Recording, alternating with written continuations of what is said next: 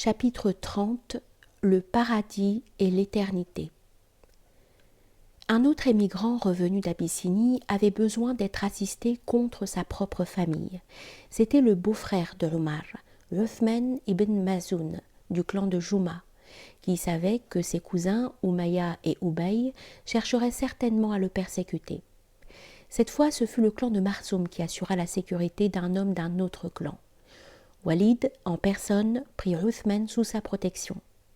Cependant, lorsque Uthman vit que ses frères musulmans étaient persécutés alors que lui-même n'était pas inquiété, il alla trouver Walid et renonça à sa protection.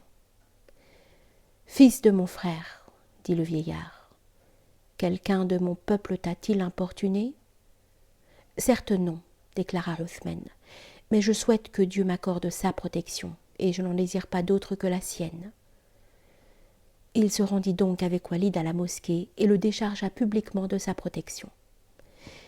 Quelques jours plus tard, il advint que le poète Labid fit une récitation de ses œuvres devant une grande assemblée de Quraysh, à laquelle Uthman se trouvait présent. Non seulement les Arabes en général étaient spécialement doués pour la poésie, mais il y avait parmi eux de nombreux poètes de talent, tels Abu Talib, Hubayra et Abu Sufyan, fils de Harith. À un rang plus élevé encore, il y avait les rares individus que l'on tenait pour de grands poètes. Labid, de l'avis unanime, était un de ceux-ci.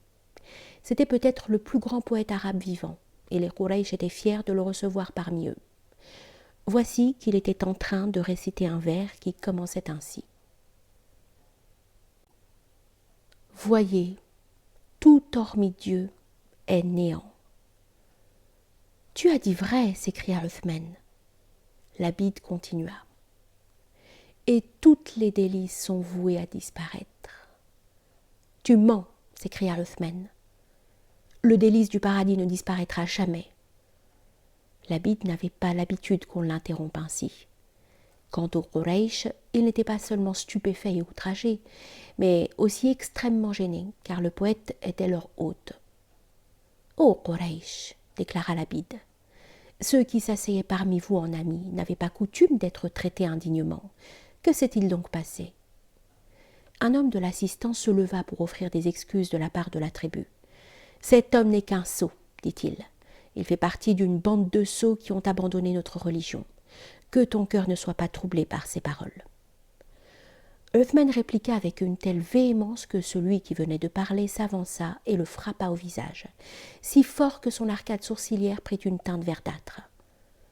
Walid, qui était assis non loin de là, lui fit observer que son œil n'aurait jamais eu à souffrir s'il était resté sous sa protection. « Comment donc ?» lui rétorqua Uthman. « C'est mon œil resté intact qui est un indigent, tant il souhaiterait posséder ce que son frère a reçu dans la voie de Dieu.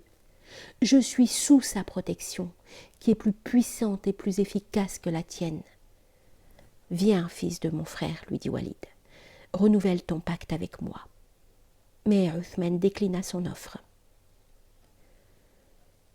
Le prophète n'était pas présent à cette réunion, mais il entendit parler du poème de Labid et de l'incident qui avait suivi. On sait seulement qu'il fit ce commentaire. Les paroles les plus véridiques qu'un poète ait jamais prononcées sont « Voyez, tout hormis Dieu est néant ». Il n'est mis aucune critique au sujet de la suite du vers. Labid, en effet, pouvait fort bien avoir voulu dire que toutes les délices terrestres sont vouées à disparaître.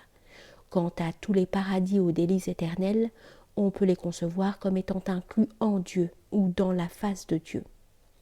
C'est à peu près à cette époque qu'était descendue la révélation « Tout périt sauf sa face ». Et un verset révélé antérieurement disait déjà « Éternelle est la face de son Seigneur dans sa majesté et sa générosité ». Là où réside cette générosité éternelle, doivent également résider ses récipiendaires et donc aussi les délices qu'ils reçoivent. Bientôt fut envoyée une nouvelle révélation plus explicite encore et dont le premier verset se rapporte au jugement. Nous citons. « Le jour où cela arrivera, aucune âme ne parlera sans la permission de Dieu. Certains seront malheureux et d'autres seront heureux.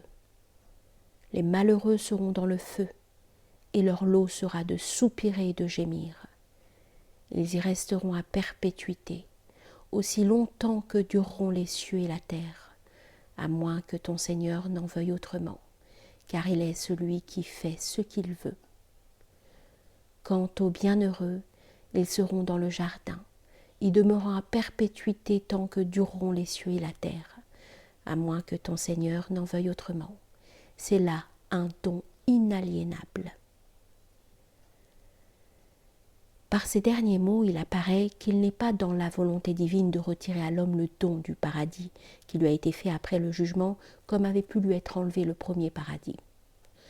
D'autres questions concernant ces versets ont reçu des réponses de la bouche du prophète lui-même, qui ne cessait de parler à ses disciples de la résurrection, du jugement, de l'enfer et du paradis. Il leur dit une fois, Dieu, qui introduit qui il veut dans sa miséricorde, fera entrer au paradis le peuple du paradis et en enfer le peuple de l'enfer. Puis il dira aux anges, allez chercher celui qui porte en son cœur le poids d'un grain de moutarde de foi et retirez-le de l'enfer. Ils en retireront alors une multitude d'hommes et diront, Seigneur, nous n'y avons laissé aucun de ceux que tu nous as ordonné de retirer. Et Dieu leur dira, retournez et retirez-en ceux dans le cœur desquels vous trouverez le poids d'un atome de bien. Ils retireront alors du feu une multitude d'hommes et diront, Seigneur, il n'est pas de bonté que nous n'ayons retiré. Les anges intercéderont alors, puis les prophètes et les croyants. Et Dieu dira, les anges ont intercédé, et les prophètes ont intercédé, et les croyants ont intercédé. Il ne reste plus que l'intercession du plus miséricordieux des miséricordieux. Et lui-même ressortira alors du feu ceux qui n'avaient accompli aucun bien, et il les jettera dans un fleuve situé à l'entrée du paradis, qui se nomme le fleuve de vie. À propos des gens du paradis, le prophète disait aussi, Dieu dira au peuple du paradis, êtes-vous pleinement satisfaits ? Et ils répondront, comment ne le serions-nous pas, Seigneur, alors que tu nous as donné ce que tu n'as donné à aucune autre de tes créatures ? Dieu dira alors, ne vous donnerai-je pas encore mieux que cela ? Sur quoi ils demanderont, que peut-il y avoir, Seigneur, de meilleur ? Et le Seigneur répondra, je répandrai sur vous mon Redouane. L'ultime béatitude de Redouane, terme que l'on traduit parfois par bon plaisir, est interprété comme signifiant l'acceptation finale et absolue d'une âme par Dieu et la prise de possession de cette âme pour lui-même et pour y mettre son éternel bon plaisir. Ce paradis suprême n'exclut nullement ce que l'on appelle paradis au sens ordinaire, puisque le Coran promet que pour chaque âme bénie, il y aura 2 paradis, et qu'en parlant de son propre état dans l'au-delà, le prophète l'a décrit comme une double bénédiction, la rencontre avec mon Seigneur et le paradis.